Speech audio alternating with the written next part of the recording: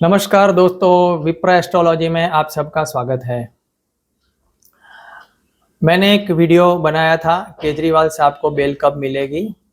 ये वीडियो आप सबने देखा होगा और जो तारीख दी गई थी करीब 16 अप्रैल तक, लेकिन वो सही नहीं हुआ।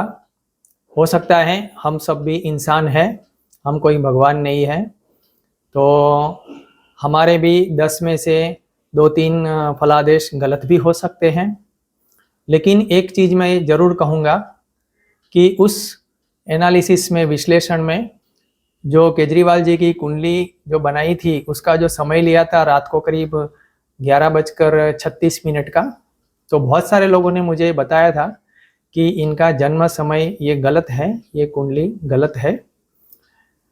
ठीक है, फिर हमें कुछ ऑथेंटिक लोगों से उनका जो कुंडली का जो जन्म समय है वो हमें प्राप्त हुआ।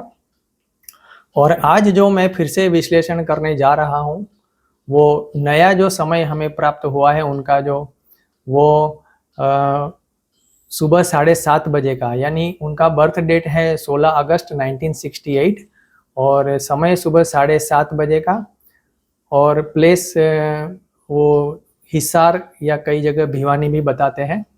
लेकिन कहने का मतलब कि ये 7:30 बजे के समय से हम कुंडली बनाते हैं तो ये सिंह लग्न की कुंडली इस तरह से बनती है।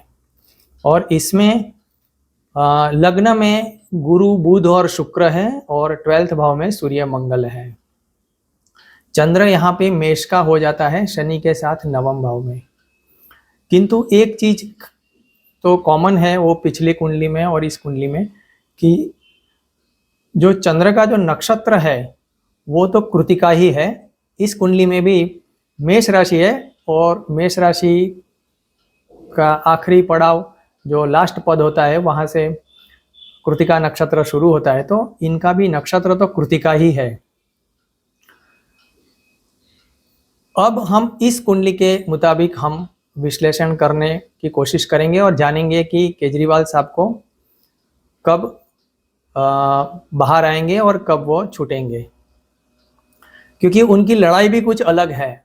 ज़्यादातर लड़ाई क्या होती है कि बेल के लिए अप्लाई करते हैं, लेकिन इनकी जो लड़ाई है वो बेल तो मांगी ही नहीं है उन्होंने तो सीधा विरोध किया हुआ है कि उसको ही जो गिरफ्तारी हुई है उनकी, उसको ही अवैध करार करने के लिए उन्होंने अप्लाई किया है कि जो गिरफ्तारी ही हुई है वही गलत है, उसी को गलत साबित करने की कोशिश की है। तो बेल का तो उन्होंने अप्लाई ही नहीं किया। चलो जो भी हो, हमारा काम है कि क्या वो ये गिरफ्तारी से बाहर आएंगे, प्रचार कर पाएंगे कि नहीं कर पाएंगे। तो जो इनकी ये जो कुंडली है सिंह लग्न की कुंडली, उसमें उनका जो मीन राशि में राहु है, राहु के ऊपर से राहु जा रहा है, वो उनको अभी अशुभ है। दूसरा महत्व का बात ये था कि जो मंगल है पुष्य नक्षत्र में, जो योग कारक है, वहां से भी शनि का गोचर अशुभ जाता था। लेकिन अब जो शनि पूर्व भाद्र नक्षत्र में आ चुके हैं 6 अप्रैल के बाद, तो उनके लिए ये फेवरेबल है।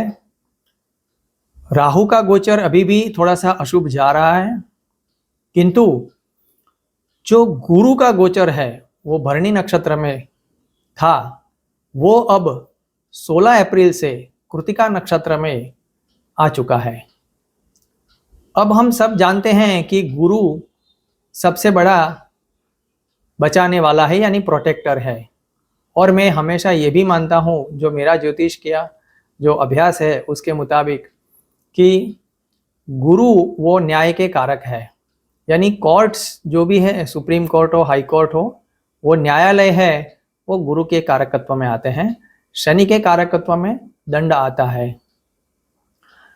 तो गुरु बृहस्पति का जो सपोर्ट उनको नहीं मिल रहा था, यानी कोर्ट का सहयोग उनको अभी नहीं प्राप्त हो रहा था, वो अब कृतिका नक्षत्र में गुरु के आ जाने से कोर्ट की सहायता मिलने की संभावना बढ़ रही है।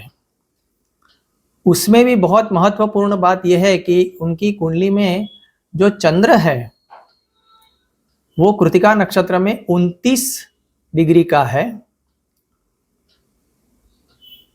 और जो गुरु है ये गोचर का गुरु वो कृतिका नक्षत्र में तो आ चुके हैं, किंतु 29 डिग्री का यानी ग्रहस्फुटा जिसको हम बोलते हैं, जितना डिग्री का चंद्र है उतने ही डिग्री का, ये मैं पंचांग में देख रहा हूं तो करीब करीब 27-28 अप्रैल को हो रहा है और ये करीब 29 अप्रैल 30 अप्रैल और 1 मई तक, यानी 29-30 अप्रैल और 1 मई, ये 29 degree 28 minute, 29 degree 42 minute, 29 degree 56 और 1 मई को, सॉरी 2 मई को गुरु कंप्लीटली राशि चेंज कर देंगे। नक्षत्र तो वही रहेगा किंतु राशि चेंज करेंगे और वृषभ में भी चले जाएंगे। तो कहने का मतलब यह है कि ये जो मंथ एंड है 29-30 अप्रैल और 1 मई, ये 3 दिन में जो ग्रहस्फुटा हो रहा है एग्जैक्टली उतने डिग्री का गुरु चंद्र पर से आने से उनके लिए ये शुभ संकेत पूर्णतः देने की संभावना हो रही है। और उस वक्त जो चंद्र है वो भी धनु का है, जो उनके लिए नवम बनता है, धनु और मकर का चंद्र बन रहा है। तो ये पंचम भाव में चंद्र भी है और चंद्र पर भी, गोचर के चंद्र पर भी दृष्टि है और चंद्र भी त्रिकोण में आ रहा है और गुरु भी त्रिकोण में है। तो यहाँ से ये कुछ फेवरेबल रिजल्ट देखने को मिलने की संभावना है और ये जो कोर्ट का डिसीजन उस दौरान कुछ उनके लिए फेवर में आ जाए तो ये उनका ऑर्डर आने के बाद जो जैसे ही गुरु बृहस्पति वृषभ में चले जाएंगे तो वृषभ में चले जाने से सीधे चतुर्थ भाव पर दृष्टि करेंगे और दूसरा और छठा भाव पर भी दृष्टिपात करने से जो छठा भाव है, जो उनको 12th भाव जो जेल बंधन योग है वहां से मुक्ति का भाव जो छठा भाव है वहां पर आने से दृष्टि, छठे भाव पर दृष्टि करने से और चतुर्थ भाव जो हाउस का है डोमेस्टिक हैप्पीनेस और घर, तो घर वापसी की संभावना गुरु जैसे ही वृषभ में आ जाते हैं तो ये 2 तारीख से संभावना और बढ़ जाती है और उस दौरान बुध शुक्र और मंगल का भी गोचर कुछ हद तक शुभ है, वो भी सहायता प्राप्त उनको हो रही है।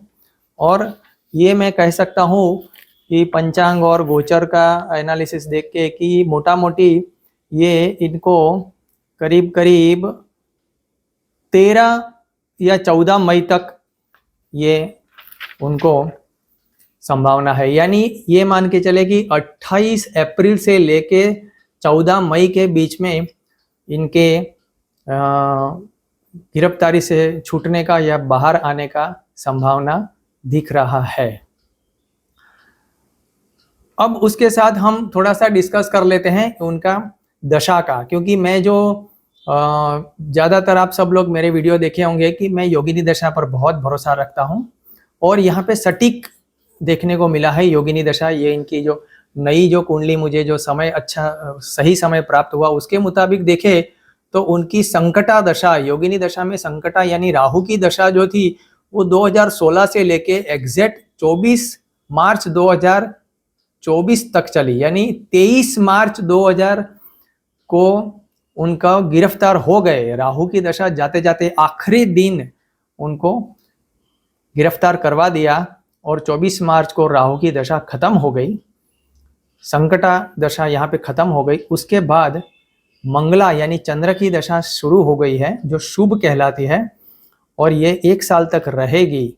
अब ये 24 मार्च 2025 तक ये मंगला की दशा यानी चंद्र की दशा रहेगी। किंतु इसमें भी अब जो मजेदार बात यह आ रही है कि 23 अप्रैल से लेके 24 मई तक, यानी 23 अप्रैल से 24 मई, ये एक महीना खास करके इनके लिए बहुत ही इंपॉर्टेंट है, क्योंकि उसमें चंद्र में गुरु की दशा विशाखा नक्षत्र की आ रही है। चंद्र की जो चल रही है वो चित्रा नक्षत्र की, उसमें अंतरदशा विशाखा नक्षत्र की गुरु की। तो चंद्र में गुरु की दशा और इनकी कुंडली में चंद्र और गुरु नव पंचम स्थान में बैठे, यानी सिंह में और चंद्र में, चंद्र जो है वो मेष में है। तो चंद्र पर गुरु की कृपा दृष्टि है और गुरु की दशा जो है वो भी योगिनी में बहुत ही शुभ मानी गई है। तो ये जो एक महीना है, ये भी दशा भी स्पष्ट करती है कि ये एक महीने के दौरान उनको गुरु कृपा होगी, गुरु की सहायता प्राप्त होगी, यानी कि कोर्ट से कोई सहायता प्राप्त होगी और वो बाहर आ सकते हैं। इसमें जो विशाखा नक्षत्र की दशा जो गुरु की है, मैंने कहा विशाखा नक्षत्र, अब विशाखा नक्षत्र का जो सिंबल ही है वही है विशाखा, यानी दो शाखा, तराजू जैसा बैलेंस। और हम सब जानते हैं कि कोर्ट का जो सिंबल है वो आंख पर पट्टी बांधे हुए, एक तराजू हाथ में लिए, दोनों तरफ बैलेंस। तो विशाखा नक्षत्र में गुरु की अंतरदशा, वो बैलेंसिंग यानी न्याय का कुछ संकेत मिल रहा है और न्याय प्रक्रिया में उनको सहायता प्राप्त होने की पूर्णतः संभावना है। तो मोटा मोटी ये मैं कह सकता हूँ कि ये 28 अप्रैल से लेके 15 मई के बीच में उनकी रिहाई अवश्य होनी चाहिए। तो आशा रखता हूँ ये आप सबको वीडियो मेरा पसंद आया होगा। आप सब लोग मेरे चैनल को सब्सक्राइब कर दीजिए, मेरे साथ जुड़ जाइए और लोगों में शेयर कर दीजिए। बहुत बहुत धन्यवाद। नमस्कार।